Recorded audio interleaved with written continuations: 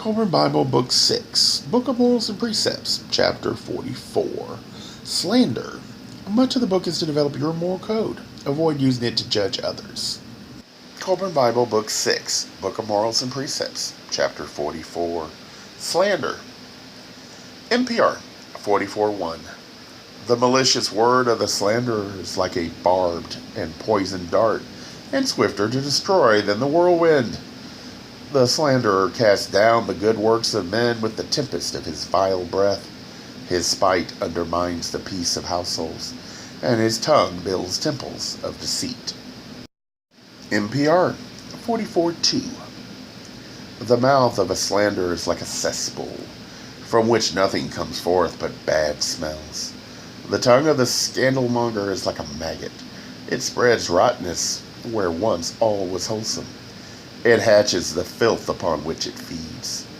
Filth begets filth, and while bewailing its existence, the slanderer and scandalmonger fill their bellies with it. NPR 44:10.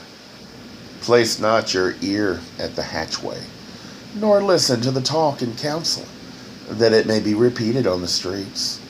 Never collect with your ears in one man's home, and empty the catch through your mouth in another's. All true. Be aware, however, sometimes the person speaking takes a vital piece of information. Not all intended harm, just lacked prudence and humility. The damage was done, but the intent might have been to do good. They failed to think before they acted, much like today's press that report innuendo, pointing out that if it is true, or some way of allowing them to say what they want while being able later to point out they qualified it to point out it might not be true.